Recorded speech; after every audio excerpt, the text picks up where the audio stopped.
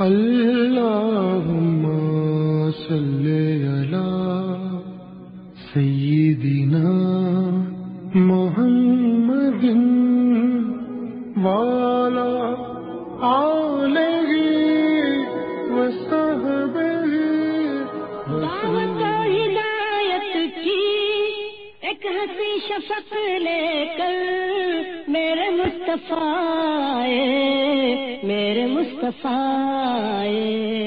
کفر کے اندھیروں میں نور کا طبق لے کر میرے مصطفیٰ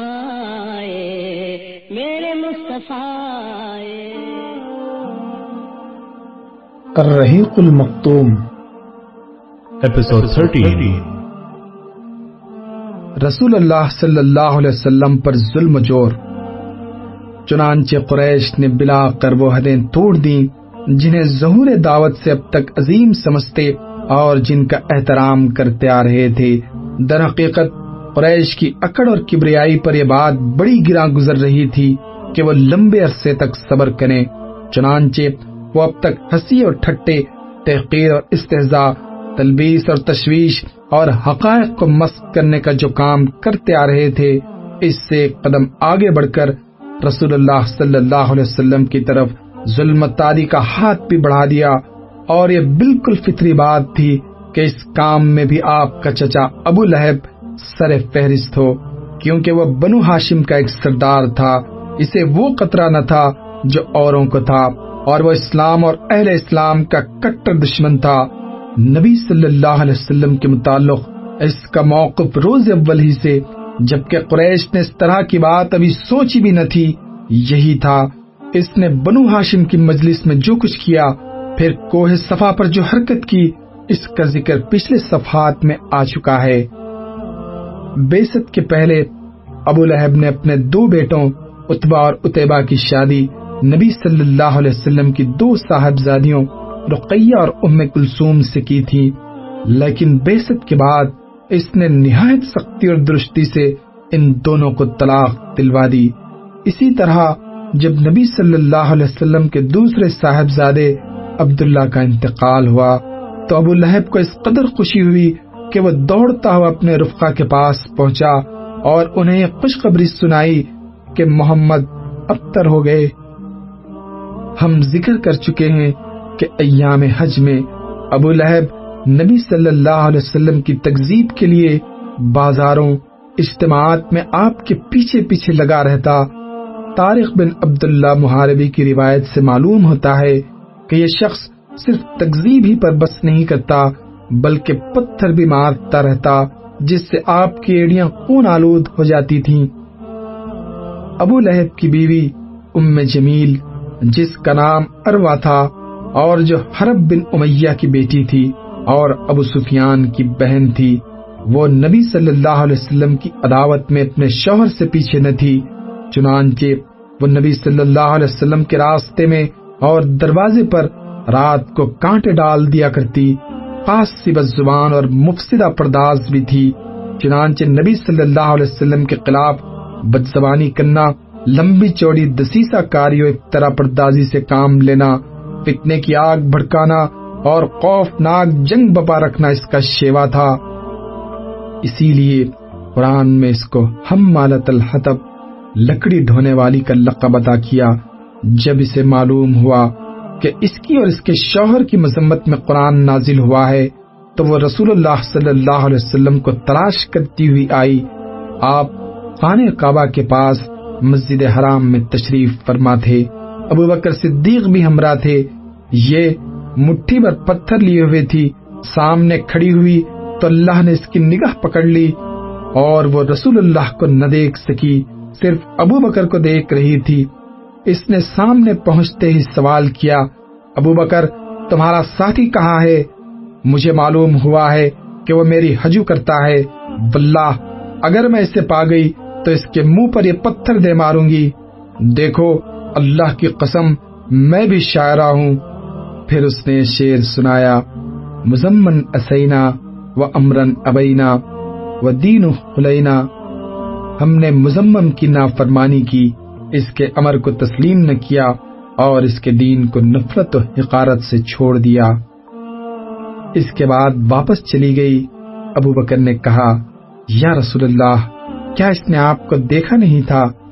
آپ نے فرمایا، نہیں، اس نے مجھے نہیں دیکھا، اللہ نے اس کی نگاہ پکڑ لی تھی۔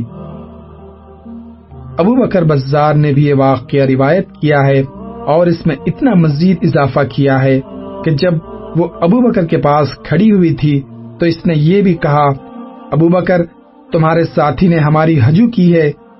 ابو بکر نے کہا، نہیں، اس عمارت کے رب کی قسم، نہ وہ شعر کہتے ہیں نہ اسے زبان پر لاتے ہیں۔ اس نے کہا، تم سچ کہتے ہو۔ ظلم جور۔ 4 نبوت میں اسلامی دعوت کے منظر عام پر آنے کے بعد مشرکین نے اس کے خاتمے کے لیے سابقہ کارروائیاں رفتہ رفتہ انجام دیں، مہینوں اس سے آگے قدم نہیں بڑھایا اور ظلم و زیادتی شروع نہیں کی، لیکن جب دیکھا کہ یہ تدبیریں اسلامی دعوت کو ناکام بنانے میں مؤثر نہیں ہو رہی ہیں تو باہمی مشورے سے طے کیا کہ مسلمانوں کو سزائیں دے دے کر ان کو ان کے دین سے باز رکھا جائے۔ اس کے بعد ہر سردار نے اپنے قبیلے کے ماتحت لوگوں کو جو مسلمان ہو گئے تھے سزائیں دینی شروع کی، اور ہر مالک اپنے ایمان لانے والے غلاموں پر ٹوٹ پڑا۔ اور یہ بات تو بالکل فطری تھی کہ دم چھلے اور اوباش اپنے سرداروں کے پیچھے دوڑیں اور ان کی مرضی اور خواہش کے مطابق حرکت کریں۔ چنانچہ مسلمانوں اور بالخصوص کمزوروں پر ایسے ایسے مصائب توڑے گئے اور انہیں ایسی ایسی سزائیں دی گئیں جنہیں سن کر رونگٹے کھڑے ہو جاتے ہیں اور دل پھٹ جاتا ہے۔ ذیل میں محض ایک جھلک دی جا رہی ہے۔ ابو جہل جب کسی معزز اور طاقتور آدمی کے مسلمان ہونے کی خبر سنتا تو اسے برا بھلا کہتا، ذلیل و رسوا کرتا اور مال کو سخت خسارے سے دوچار کرنے کی دھمکیاں دیتا، اور اگر کوئی کمزور آدمی مسلمان ہوتا تو اسے خود بھی مارتا اور دوسروں کو بھی برانگیختہ کرتا۔ حضرت عثمان بن عفان کا چچا انہیں کھجور کی چٹائی میں لپیٹ کر نیچے سے دھواں دیتا۔ حضرت مصعب بن عمیر کی ماں کو ان کے اسلام لانے کا علم ہوا تو ان کا دانا پانی بند کر دیا اور گھر سے نکال دیا۔ یہ بڑے ناز و نعمت میں پلے تھے، شدت سے دوچار ہوئے تو کھال اس طرح سے ادھڑ گئی جیسے سانپ کینچلی چھوڑتا ہے۔ صہیب بن سنان رومی کو اس قدر سزا دی جاتی کہ ہوش و حواس جاتا رہتا اور انہیں یہ پتہ نہ چلتا کہ وہ کیا بول رہے ہیں۔ حضرت بلال امیہ بن خلف حجنی کے غلام تھے۔ امیہ ان کی گردن میں رسی ڈال کر لڑکوں کے حوالے کر دیتا اور وہ انہیں مکہ کے پہاڑوں میں گھماتے اور کھینچتے پھرتے یہاں تک کہ گردن پر رسی کا نشان پڑ جاتا، پھر بھی احد احد کہتے رہتے، خود بھی انہیں باندھ کر ڈنڈے مارتا اور چلچلاتی دھوپ میں جبرن بٹھائے رکھتا، کھانا پانی بھی نہ دیتا بلکہ بھوکا پیاسا رکھتا، اور ان سب سے بڑھ کر یہ ظلم کرتا، جب دوپہر کی گرمی شباب پر ہوتی تو مکے کے پتھریلے کنکروں پر لٹا کر سینے پر بھاری پتھر رکھوا دیتا، پھر کہتا، واللہ تو اسی طرح پڑا رہے گا یہاں تک کہ مر جائے یا محمد کے ساتھ کفر کرے اور لات و عزا کی پوجا کرے۔ حضرت بلال اس حالت میں بھی کہتے، احد احد، اور فرماتے، اگر مجھے کوئی ایسا کلمہ معلوم ہوتا جو تمہیں اس سے بھی زیادہ ناگوار ہوتا تو میں اسے کہتا۔ ایک روز یہی کاروائی جاری تھی کہ حضرت ابو بکر کا گزر ہوا۔ انہوں نے حضرت بلال کو ایک کالے غلام کے بدلے، اور کہا جاتا ہے کہ 200 درہم 735 گرام چاندی یا 280 درہم 1 کلو سے زائد چاندی کے بدلے خرید کر آزاد کر دیا۔ حضرت عمار بن یاسر بنو مخزوم کے غلام تھے۔ انہوں نے اور ان کے والدین نے اسلام قبول کیا تو ان پر قیامت ٹوٹ پڑی۔ مشرکین جن میں ابو جہل پیش تھا، سخت دھوپ کے وقت پتھریلی زمین پر لے جا کر اس کی تپش سے سزا دیتے۔ ایک بار انہیں اسی طرح سزا دی جا رہی تھی کہ نبی صلی اللہ علیہ وسلم کا گزر ہوا، آپ نے فرمایا، آل یاسر صبر کرنا، تمہارا ٹھکانہ جنت ہے۔ آخر کار یاسر ظلم کی تاب نہ لا کر وفات پا گئے، اور حضرت سمیہ جو حضرت عمار کی والدہ تھیں، ابو جہل نے ان کی شرمگاہ میں نیزہ مارا اور وہ دم توڑ گئیں۔ یہ اسلام میں پہلی شہیدہ ہیں۔ ان کے والد کا نام قیاد تھا، اور یہ ابو حذیفہ بن مغیرہ بن عبداللہ بن عمر بن مخزومی کی لونڈی تھی، بہت بوڑھی اور ضعیف تھی۔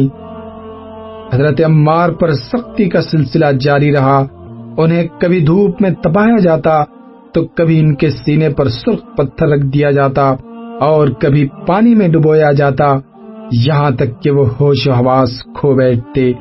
ان سے مشرکین کہتے کہ جب تک تم محمد کو گالی نہ دو گے یا لات و عزا کے بارے میں کلمہ خیر نہ کہو گے، ہم تمہیں نہیں چھوڑیں گے۔ مجبوراً انہوں نے مشرکین کی بات مان لی، پھر نبی صلی اللہ علیہ وسلم کے پاس روتے اور معذرت کرتے ہوئے تشریف لائے۔ اس پر یہ آیت نازل ہوئی، من کفر باللہ من بعد ایمانہ الا من اکرہ وقلبہ مطمئن بالایمان۔ جس نے اللہ پر ایمان لانے کے بعد کفر کیا، اس پر اللہ کا غضب اور عذاب عظیم ہے، لیکن جسے مجبور کیا جائے اور اس کا دل ایمان پر مطمئن ہو، اس پر کوئی گرفت نہیں۔ حضرت ابو فقیہ جن کا نام افلح تھا، جو اصلاً قبیل ازد سے تھے اور بنو عبد الدار کے غلام تھے، ان کے دونوں پاؤں میں لوہے کی بیڑیاں ڈال کر دوپہر کی سخت گرمی میں باہر نکالتے اور جسم سے کپڑے اتار کر تپتی ہوئی زمین پر پیٹ کے بل لٹا دیتے اور پیٹھ پر بھاری پتھر رکھ دیتے کہ حرکت نہ کر سکیں۔ وہ اسی طرح پڑے پڑے ہوش و حواس کھو بیٹھتے۔ انہیں اسی طرح کی سزائیں دی جاتی رہیں، یہاں تک کہ دوسری ہجرت حبشہ میں وہ بھی ہجرت کر گئے۔ ایک بار مشرکین نے ان کا پاؤں رسی میں باندھ کر اور گھسیٹ کر تپتی ہوئی زمین پر ڈال دیا، پھر اس طرح گلا دبایا کہ سمجھے یہ مر گئے۔ اسی دوران وہاں حضرت ابو بکر کا گزر ہوا، انہوں نے خرید کر اللہ کے لیے آزاد کر دیا۔ قباب بن ارت قبیلے قزا کی ایک عورت ام انمار کے غلام تھے اور لوہاری کا کام کرتے تھے۔ مسلمان ہوئے تو ان کی مالکہ انہیں آگ سے جلانے کی سزا دیتی۔ وہ لوہے کا گرم ٹکڑا لاتی اور ان کی پیٹھ یا سر پر رکھ دیتی تاکہ وہ محمد صلی اللہ علیہ وسلم کے ساتھ کفر کریں، مگر اس سے ان کے ایمان اور تسلیم و رضا میں اور اضافہ ہوتا۔ انہیں مشرکین بھی طرح طرح کی سزائیں دیتے، کبھی سختی سے گردن مروڑتے تو کبھی سر کے بال نوچتے۔ ایک بار تو انہیں دہکتے ہوئے انگاروں پر ڈال دیا، اسی پر گھسیٹا اور دبائے رکھا، یہاں تک کہ ان کی پیٹھ کی چربی پگھلنے سے آگ بجھ گئی۔ حضرت زنیرہ رومی لونڈی تھیں، وہ مسلمان ہوئی تو انہیں اللہ کی راہ میں سزائیں دی گئیں۔ اتفاق سے ان کی آنکھ جاتی رہی۔ مشرکین نے کہا، دیکھو تم پر لات و عزا کی مار پڑ گئی ہے۔ انہوں نے کہا، نہیں واللہ یہ لات و عزا کی مار نہیں ہے، بلکہ یہ اللہ کی طرف سے ہے، اور اگر وہ چاہے تو دوبارہ بحال کر سکتا ہے۔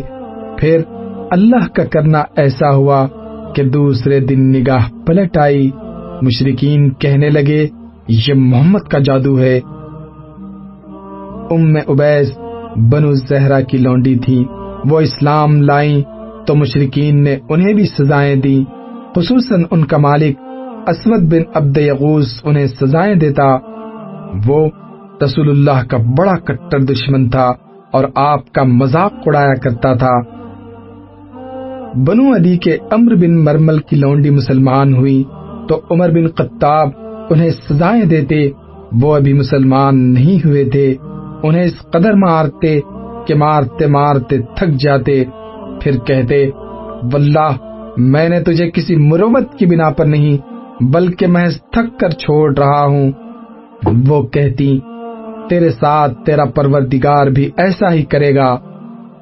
حضرت نہدیہ اور ان کی صاحبزادی بھی بنو عبدالدار کی ایک عورت کی لونڈی تھی، اسلام لے آئیں تو انہیں بھی سزاؤں سے دوچار ہونا پڑا۔ غلاموں میں عامر بن فہیرہ بھی تھے، اسلام لانے پر انہیں بھی اس قدر سزائیں دی جاتی کہ وہ اپنے ہوش و حواس کھو بیٹھتے اور انہیں پتہ نہ چلتا کہ کیا بول رہے ہیں۔ حضرت ابو بکر نے ان سارے غلاموں اور لونڈیوں کو خرید کر آزاد کر دیا۔ اس پر ان کے والد ابو قحافہ نے ان کو عطاب کیا، کہنے لگے بیٹا میں تمہیں دیکھتا ہوں کہ کمزور گردنیں آزاد کر رہے ہو، توانا لوگوں کو آزاد کرتے تو وہ تمہارا بچاؤ بھی کرتے۔ انہوں نے کہا میں اللہ کی رضا چاہتا ہوں۔ اس پر اللہ نے قرآن اتارا، حضرت ابو بکر کی مدح کی اور ان کے دشمنوں کی مذمت کی۔ فرمایا فَأَنذَرْتُكُمْ نَارًا تَلَظَّىٰ لَا يَصْلَاهَا إِلَّا الْأَشْقَىٰ الَّذِي كَذَّبَ وَتَوَلَّىٰ، میں نے تمہیں بھڑکتی ہوئی آگ سے ڈرایا ہے جس میں وہی بدبخت داخل ہوگا جس نے جھٹلایا اور پیٹ پھیری۔ اس سے مراد امیہ بن خلف اور اس کے ہم نوا ہیں۔ پھر فرمایا اور اس آگ سے وہ پرہیزگار آدمی دور رکھا جائے گا جو اپنا مال پاکی حاصل کرنے کے لیے خرچ کر رہا ہے، اس پر کسی کا احسان نہیں ہے جس کا بدلہ دیا جا رہا ہو، بلکہ محض اپنے رب اعلیٰ کی مرضی کی طلب ہے۔ اس سے مقصود حضرت ابو بکر صدیق ہیں۔ خود ابو بکر صدیق کو بھی اذیت دی گئی، انہیں اور ان کے ساتھ طلحہ بن عبید اللہ کو نوفل بن قویل ادوی نے پکڑ کر ایک ہی رسی میں باندھ دیا تاکہ انہیں نماز نہ پڑھنے دیں بلکہ دین اسلام سے بھی باز رکھے، مگر انہوں نے اس کی بات نہ سنی۔ اس کے بعد اسے یہ دیکھ کر حیرت ہوئی کہ وہ دونوں بندھن سے آزاد اور نماز میں مشغول ہیں۔ اس واقعے کے بعد ان دونوں کو قرینین ایک ساتھ بندھے ہوئے کہا جاتا تھا۔ کہا جاتا ہے کہ یہ کام نوفل کے بجائے طلحہ بن عبید اللہ کے بھائی عثمان بن عبید اللہ نے کیا تھا۔ خلاصہ یہ کہ مشرکین کو جس کسی کے متعلق بھی معلوم ہوا کہ وہ مسلمان ہو گیا ہے تو اس کی ایذا رسانی کے در پہ ضرور ہوئے، اور کمزور مسلمانوں بالخصوص غلاموں اور لونڈیوں کے متعلق یہ کام آسان بھی تھا، کیونکہ کوئی نہ تھا جو ان کے لیے غصہ ہوتا اور ان کی حمایت کرتا، بلکہ ان کے سردار اور مالک انہیں خود ہی سزائیں دیتے اور اوباشوں کو بھی ورغلاتے۔ البتہ بڑے لوگوں اور اشراف میں سے کوئی مسلمان ہوتا تو اس کی ایذا رسانی ذرا آسان نہ ہوتی، کیونکہ وہ اپنی قوم کی حفاظت اور بچاؤ میں ہوتا۔ اس لیے ایسے لوگوں پر خود ان کے اپنے قبیلے کے اشراف کے سوا کم ہی کوئی جرت کرتا تھا، وہ بھی بہت بچ بچا کر اور سوچ سمجھ کر۔ رسول اللہ کے بارے میں مشرکین کا موقف۔ جہاں تک رسول اللہ صلی اللہ علیہ وسلم کے معاملے کا تعلق ہے تو یہ بات یاد رکھنی چاہیے کہ آپ پرشکوہ، باوقار اور منفرد شخصیت کے مالک تھے۔ دوست و دشمن سبھی آپ کو تعظیم کی نظر سے دیکھتے تھے۔ آپ جیسی شخصیت کا سامنا اکرام و احترام ہی سے کیا جا سکتا تھا، اور آپ کے خلاف کسی نیچ اور ذلیل حرکت کی جرت کوئی رذیل اور احمق ہی کر سکتا تھا۔ اس ذاتی عظمت کے علاوہ آپ کو ابو طالب کی حمایت و حفاظت بھی حاصل تھی، اور ابو طالب مکہ کے ان گنے چنے لوگوں میں سے تھے جو اپنی ذاتی اور اجتماعی دونوں حیثیتوں سے اتنے باعظمت تھے کہ کوئی شخص بڑی مشکل سے ان کے عہد توڑنے اور ان کے قان وعدے پر ہاتھ ڈالنے کی جسارت کر سکتا تھا۔ اس صورتحال نے قریش کو سخت پریشانی اور کشمکش سے دوچار کر رکھا، جو تقاضا کر رہی تھی کہ کسی ناپسندیدہ دائرے میں پڑے بغیر اس مشکل سے نکلنے کے لیے سنجیدگی سے غور کریں۔ بلاخر انہیں یہ راستہ سمجھ میں آیا کہ سب سے بڑے ذمہ دار ابو طالب سے بات چیت کریں، لیکن خاص سی حکمت اور واقعیت پسندی کے ساتھ اور ایک گونا چیلنج اور پوشیدہ دھمکی لیے ہوئے تاکہ جو بات کہی جائے اسے وہ تسلیم کر لیں۔ قریش کا وفد ابو طالب کی خدمت میں۔ ابن ساخ کہتے ہیں کہ اشراف قریش سے چند آدمی ابو طالب کے پاس گئے اور بولے، ابو طالب، آپ کے بھتیجے نے ہمارے معبودوں کو برا بھلا کہا ہے، ہمارے دین کی عیب چینی کی ہے، ہماری عقلوں کو حماقت زدہ کہا ہے اور ہمارے باپ دادا کو گمراہ قرار دیا ہے، لہذا یا تو آپ انہیں اس سے روک دیں یا ہمارے اور ان کے درمیان سے ہٹ جائیں، کیونکہ آپ بھی ہماری طرح ان سے مختلف دین پر ہیں، ہم ان کے معاملے میں آپ کے لیے بھی کافی رہیں گے۔ اس کے جواب میں ابو طالب نے نرم بات کہی اور روادارانہ لب و لہجہ اختیار کیا، چنانچہ وہ واپس چلے گئے اور رسول اللہ صلی اللہ علیہ وسلم اپنے سابقہ طریقے پر رواں دواں رہتے ہوئے اللہ کا دین پھیلانے اور اس کی تبلیغ کرنے میں مصروف رہے۔ لیکن جب قریش نے دیکھا کہ آپ دعوت اللہ کے کام میں حسب سابق مصروف عمل ہیں تو زیادہ دیر تک صبر نہ کر سکے، بلکہ آپس میں خاصی چموگوئیاں کی اور ناگواری کا اظہار کیا، حتیٰ کہ ابو طالب سے دوبارہ زیادہ سخت اور سنگین لہجے میں گفتگو کرنے کا فیصلہ کیا۔ ابو طالب کو قریش کی دھمکی۔ اس فیصلے کے بعد سرداران قریش ابو طالب کے پاس پھر حاضر ہوئے اور بولے، ابو طالب، آپ ہمارے اندر سن و شرف اور اعزاز کے مالک ہیں، ہم نے آپ سے گزارش کی تھی کہ آپ اپنے بھتیجے کو روکیے، لیکن آپ نے انہیں نہیں روکا۔ آپ یاد رکھیے، ہم اسے برداشت نہیں کر سکتے کہ ہمارے آباء و اجداد کو گالیاں دی جائیں، ہماری عقل و فہم کو حماقت زدہ قرار دیا جائے اور ہمارے معبودوں کی عیب چینی کی جائے۔ آپ روک دیجئے، ورنہ ہم آپ سے اور ان سے ایسی جنگ چھیڑ دیں گے کہ ایک فریق کا صفایا ہو کر رہے گا۔ ابو طالب پر اس زوردار دھمکی کا بہت زیادہ اثر ہوا اور انہوں نے رسول اللہ صلی اللہ علیہ وسلم کو بلا کر کہا، بھتیجے، تمہاری قوم کے لوگ میرے پاس آئے تھے اور ایسی ایسی باتیں کہہ گئے ہیں، اب مجھ پر اور خود اپنے آپ پر رحم کرو اور اس معاملے میں مجھ پر اتنا بوجھ نہ ڈالو جو میرے بس سے باہر ہے۔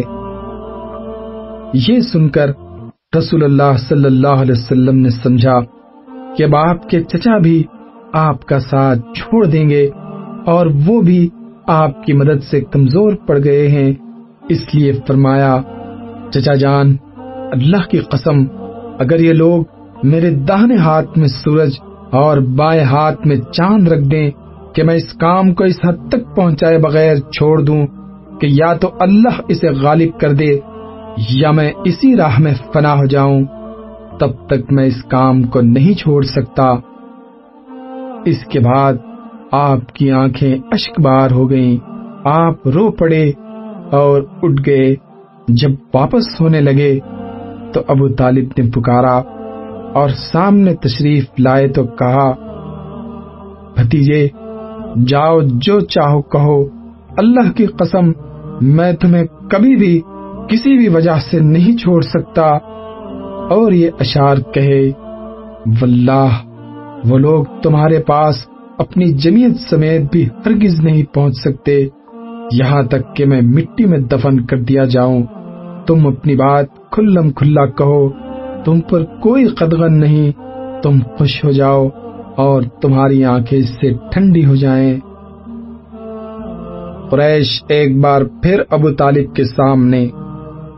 پچھلی دھمکی کے باوجود جب قریش نے دیکھا کہ رسول اللہ صلی اللہ علیہ وسلم اپنا کام کیے جا رہے ہیں تو ان کی سمجھ میں آ گیا کہ ابو طالب رسول اللہ کو چھوڑ نہیں سکتے، بلکہ اس بارے میں قریش سے جدا ہونے اور ان کی عداوت مول لینے کو تیار ہیں۔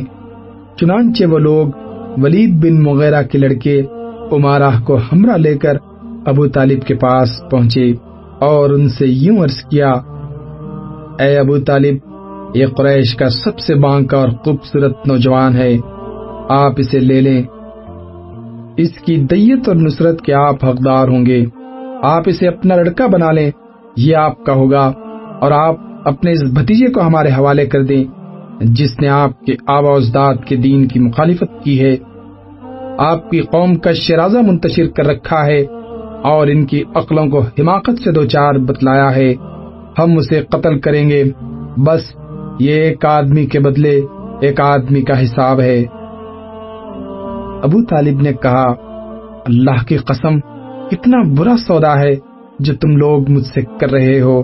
تم اپنا بیٹا مجھے دیتے ہو کہ میں اسے کھلاؤں پلاؤں، پالوں پوسوں، اور میرا بیٹا مجھ سے طلب کرتے ہو کہ اسے قتل کر دو۔ اللہ کی قسم، یہ نہیں ہو سکتا۔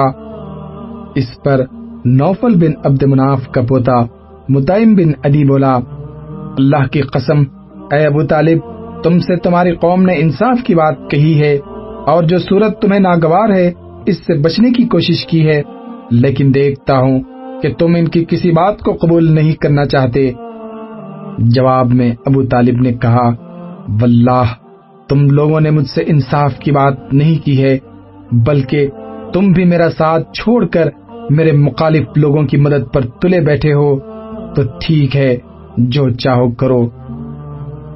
ابو لہب اس کے باوجود یہ ساری حرکتیں کر رہا تھا کہ رسول اللہ صلی اللہ علیہ وسلم کا چچا اور پڑوسی تھا، اس کا گھر آپ کے گھر سے متصل تھا، اسی طرح آپ کے دوسرے پڑوسی بھی آپ کو گھر کے اندر ستاتے تھے۔ ابن ساخ کا بیان ہے کہ جو گروہ گھر کے اندر رسول اللہ صلی اللہ علیہ وسلم کو اذیت دیا کرتا تھا وہ یہ تھا: ابو لہب، حکم بن ابی العاص بن امیہ، عقبہ بن ابی معیط، عدی بن حمرہ ثقفی، ابن الاسد حزلی، یہ سب کے سب آپ صلی اللہ علیہ وسلم کے پڑوسی تھے، اور ان میں سے حکم بن ابی العاص کے علاوہ کوئی بھی مسلمان نہ ہوا۔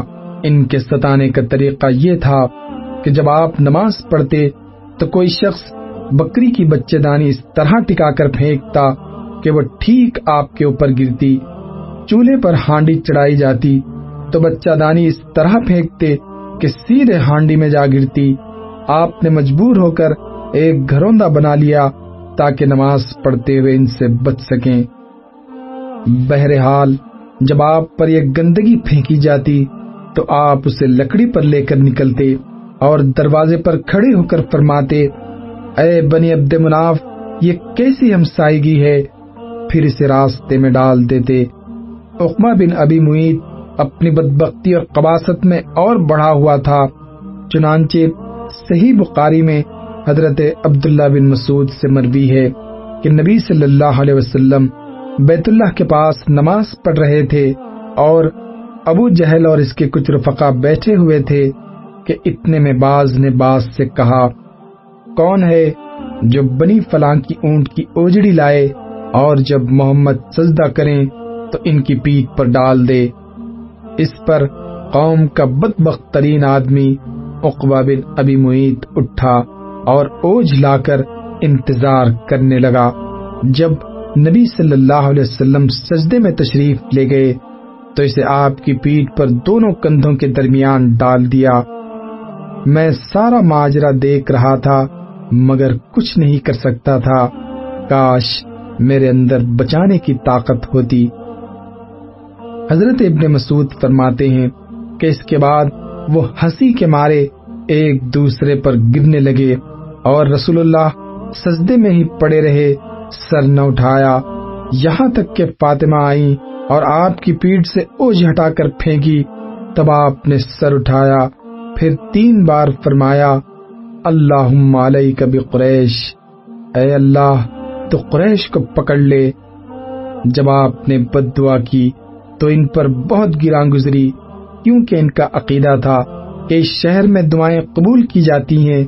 اس کے بعد آپ نے نام لے لے کر بد دعا کی، اے اللہ ابو جہل کو پکڑ لے اور عتبہ بن ربیعہ، شیبہ بن ربیعہ، ولید بن عتبہ، امیہ بن خلف اور عقبہ بن ابی معیط کو پکڑ لے۔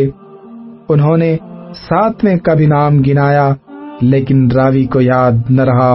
ابن مسعود فرماتے ہیں کہ اس ذات کی قسم جس کے ہاتھ میں میری جان ہے، میں نے دیکھا کہ جن لوگوں کے نام رسول اللہ صلی اللہ علیہ وسلم نے گن گن کر لیے تھے، سب کے سب بدر کے کنویں میں مقتول پڑے ہوئے تھے۔ امیہ بن خلف کا وتیرہ تھا کہ وہ جب رسول اللہ صلی اللہ علیہ وسلم کو دیکھتا تو لام تان کرتا۔ اسی کے متعلق یہ آیت نازل ہوئی، ویل لکل ہمزۃ لمزہ، ہر لان تان اور برائی کرنے والے کے لیے تباہی ہے۔ ابن ہشام کہتے ہیں ہمزہ وہ شخص ہے جو علانیہ گالی بکے اور آنکھیں ٹیڑھی کر کے اشارے کرے، اور لمزہ وہ شخص جو پیٹھ پیچھے لوگوں کی برائیاں کرے اور انہیں اذیت دے۔ امیہ کا بھائی ابی بن خلف عقبہ بن ابی معیط کا گہرا دوست تھا۔ ایک بار عقبہ نے نبی صلی اللہ علیہ وسلم کے پاس بیٹھ کر کچھ سنا۔ ابی کو معلوم ہوا تو اس نے سخت سست کہا، عتاب کیا اور اس سے مطالبہ کیا کہ وہ جا کر رسول اللہ کے منہ پر تھوک آئے۔ آ کر عقبہ نے ایسا ہی کیا۔ خود ابی بن خلف نے ایک مرتبہ ایک بوسیدہ ہڈی لا کر توڑی اور ہوا میں پھینک کر رسول اللہ کی طرف اڑا دی۔ اخنس بن شریق ثقفی بھی رسول اللہ کے ستانے والوں میں تھا۔ قرآن میں اس کے 9 اوصاف بیان کیے گئے ہیں جس سے اس کے کردار کا اندازہ ہوتا ہے۔ ارشاد ہے، تم بات نہ مانو کسی قسم کھانے والے ذلیل کی جو لام تان کرتا ہے، چغلیاں کھاتا ہے، بھلائی سے روکتا ہے، حد درجے ظالم، بد عمل اور جفاکار ہے، اور اس کے بعد بد اصل بھی ہے۔ ابو جہل کبھی کبھی رسول اللہ صلی اللہ علیہ وسلم کے پاس آ کر قرآن سنتا تھا، لیکن بس سنتا ہی تھا، ایمان و اطاعت اور ادب و خشیت اختیار نہیں کرتا۔ وہ رسول اللہ کو اپنی بات سے اذیت پہنچاتا اور اللہ کی راہ سے روکتا تھا، پھر اپنی اس حرکت اور بڑائی پر ناز اور فخر کرتا، گویا اس نے قابل ذکر کارنامہ انجام دے دیا ہے۔ قرآن مجید کی آیات اسی شخص کے بارے میں نازل ہوئی۔ نہ اس نے صدقہ دیا، نہ نماز پڑھی، بلکہ جھٹلایا اور پیٹ پھیری، پھر وہ اکڑتا ہوا اپنے گھر والوں کے پاس گیا، تیرے خوب لائق ہے، خوب لائق ہے۔ اس شخص نے پہلے دن جب نبی صلی اللہ علیہ وسلم کو نماز پڑھتے ہوئے دیکھا تو اسی دن سے آپ کو نماز سے روکتا رہا۔ ایک بار نبی صلی اللہ علیہ وسلم مقام ابراہیم کے پاس نماز پڑھ رہے تھے کہ اس کا گزر ہوا۔ دیکھتے ہی بولا، محمد، کیا میں نے تجھے اس سے منع نہیں کیا تھا؟ ساتھ ہی دھمکی بھی دی۔ رسول اللہ نے بھی ڈانٹ کر سختی سے جواب دیا۔ اس پر وہ کہنے لگا، اے محمد، کاہے کی دھمکی دے رہے ہو؟ دیکھو، اللہ کی قسم، اس وادی میں میری محفل سب سے بڑی ہے۔ اس پر اللہ تعالیٰ نے یہ آیت نازل فرمائی، اچھا تو بلائے اپنی محفل کو، ہم بھی سزا کے فرشتوں کو بلائے دیتے ہیں، اچھا تو بلائے اپنی محفل کو۔ ایک روایت میں مذکور ہے کہ رسول اللہ صلی اللہ علیہ وسلم نے اس کا گریبان گلے کے پاس پکڑ لیا اور جھنجھوڑتے ہوئے فرمایا، تیرے لیے بہت ہی موزوں ہے۔ اس پر اللہ کا دشمن کہنے لگا، اے محمد، مجھے دھمکی دے رہے ہو؟ اللہ کی قسم، تم اور تمہارا پروردگار میرا کچھ نہیں کر سکتے۔ میں مکے کی دونوں پہاڑیوں کے درمیان چلنے پھرنے والوں میں سب سے زیادہ معزز ہوں۔ بہرحال اس ڈانٹ کے باوجود ابو جہل اپنی حماقت سے باز آنے والا نہ تھا، بلکہ اس کی بدبختی میں کچھ اور اضافہ ہی ہو گیا۔ چنانچہ صحیح مسلم میں ابو ہریرہ سے مروی ہے کہ ایک بار سرداران قریش سے ابو جہل نے کہا کہ محمد آپ حضرات کے روبرو اپنا چہرہ خاک آلود کرتا ہے۔ جواب دیا گیا، ہاں۔ اس نے کہا، لات و عزا کی قسم، اگر میں نے اس حالت میں اسے دیکھ لیا تو اس کی گردن رون دوں گا اور اس کا چہرہ مٹی پر رگڑ دوں گا۔ اس کے بعد اس نے رسول اللہ صلی اللہ علیہ وسلم کو نماز پڑھتے ہوئے دیکھ لیا اور اس ظام میں چلا کہ آپ کی گردن رون دے گا، لیکن لوگوں نے اچانک کیا دیکھا کہ وہ ایڑی کے بل پلٹ رہا ہے اور دونوں ہاتھ سے بچاؤ کر رہا ہے۔ لوگوں نے کہا ابو الحکم تمہیں کیا ہوا؟ اس نے کہا میرے اور اس کے درمیان آگ کی ایک خندق ہے، ہولناکیاں ہیں اور پر ہیں۔ رسول اللہ صلی اللہ علیہ وسلم نے فرمایا اگر وہ میرے قریب آتا تو فرشتے اس کا ایک ایک عضو اچک لیتے۔ یہ اس ظلم و جور کا ایک نہایت مختصر خاکہ ہے جو اہل اللہ اور سکان حرم ہونے کا دعویٰ رکھنے والے سرکش مشرکین کے ہاتھوں رسول اللہ صلی اللہ علیہ وسلم اور مسلمانوں کو سہنا پڑ رہے تھے۔ اس سنگین صورتحال کا تقاضا یہ تھا کہ رسول اللہ صلی اللہ علیہ وسلم ایسا محتاط اور تدبیر پر مبنی موقف اختیار کریں کہ مسلمانوں پر جو آفت ٹوٹ پڑی تھی اس سے بچانے کی کوئی صورت نکل آئے اور ممکن حد تک اس کی سختی کم کی جا سکے۔ اس مقصد کے لیے رسول اللہ صلی اللہ علیہ وسلم نے 2 حکیمانہ اقدام اٹھائے جو دعوت کا کام آگے بڑھانے میں بھی مؤثر ثابت ہوئے۔ پہلا، ارقم بن ابی الارقم مخزومی کے مکان کو دعوت و تربیت کے مرکز کے طور پر اختیار فرمایا۔ دوسرا، مسلمانوں کو ہجرت حبشہ کا حکم فرمایا۔ اللہم صلی علی محمد وعلی آلہ وصحبہ وسلم۔